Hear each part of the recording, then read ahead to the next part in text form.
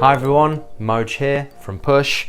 I'm going to talk to you today about this word that gets bandied around a lot, but it gets bandied around a lot for a reason. This is so important. It's resilience. And young people are told to develop their resilience as though it's an easy thing, or maybe older generations who can't necessarily understand you guys and the pressures you go through and the different potential triggers you've got for negative emotions such as social media, not knowing where the world's going as well, maybe having much more of a global perspective of the world than older people had because you guys have got the world at your fingertips. Resilience, it's not something where sometimes people can just tell you, oh, we didn't have mental health in our day, or we didn't have these kind of support mechanisms. They'll just say, just toughen up. You got to just toughen up, get on with things, you'll be fine. The world is changing more than ever, and it's a very different place to maybe 20 years ago, 100 years ago. I would say, from my own personal experiences, if you want to develop resilience, because it is a great quality, it's a great skill to develop. It is a soft skill. You might have had a push talk before, we talk about this a lot. Rounded person, one of your slices being what's called soft skills or transferable skills. It's a great transferable skill because you're going to need resilience in any job. You're going to have things that don't go right. You're going to have difficult things you have to overcome. You might have to take feedback from people and sometimes not always like it. Resilience is such a hard thing to talk about. I would say if you are aware of the skill that you are developing within yourself, in anything you do, it will make you more resilient, especially difficult things that you've had to go through. For example, if I didn't like doing sport in school, you might not realise that actually, do you know what, actually, even though I don't like doing sport, even by not liking it, but not making excuses, by turning up for sport and actually just seeing it through, in the rain, having to maybe do some cross-country race or something, I'll tell you what, you will develop resilience. As long as you look at it as the wider skill. If you think that your time has been wasted doing something, you're not going to develop resilience. If you think that actually, that thing I didn't like doing, but actually, oh, here's this really good transferable skill I've developed from it, which will help me and connect to the thing I do want to do in the future, then you'll want to learn it.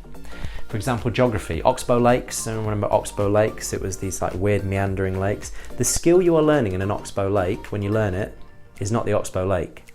It's the wider transferable skill of process and pattern, being able to strategically think 3 steps ahead, what's going to happen to something. You need that in anything. It's a great skill for any job. If you're just learning the Oxbow Lake, you go, I don't want to do that.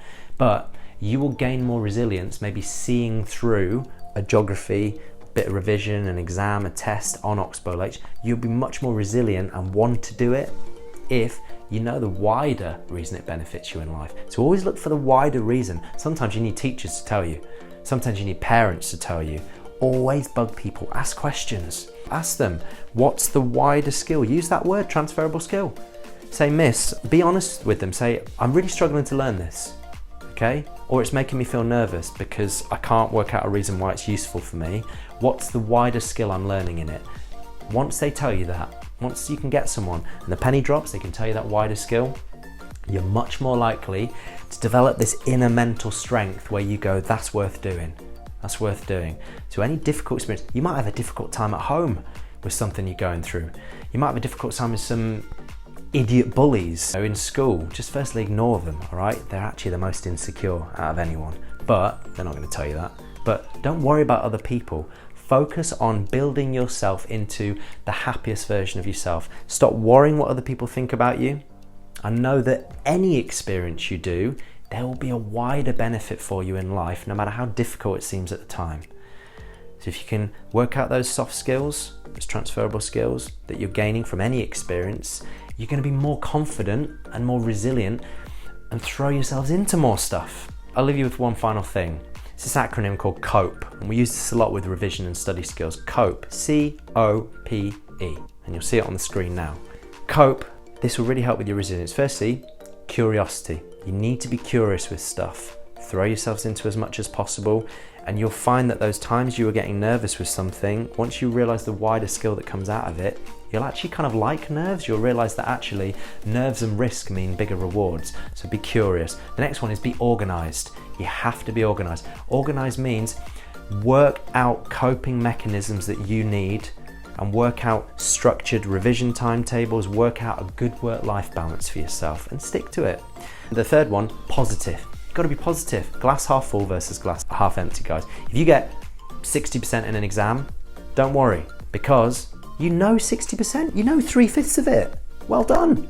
That's great. Most people go, oh, I only got 60%. No, you got 3/5 of it right.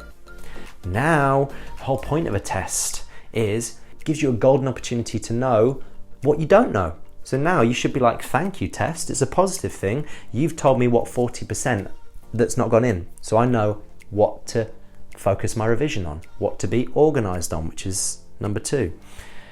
And then the final one is efficient. So curiosity, be organized, be positive with stuff. Know that there will always be a good lesson in something. And that fourth one, efficient, okay? Focus your energy, because you only have a certain amount of energy as a person. Focus your energies on things that you enjoy. Develop resilience through things that you enjoy, because you're always more likely to not get your back up about a bit of negative feedback if it's something you enjoy doing, because you probably want to get good at it anyway. You probably want that feedback. So you will be able to cope, guys. C-O-P-E, you'll be fine. Resilience doesn't come overnight. It takes a long time to develop, but it's something you can work on every day. So good luck with it. You'll be fine. And if anything's going to make you more resilient, it'll be the song. Music is good.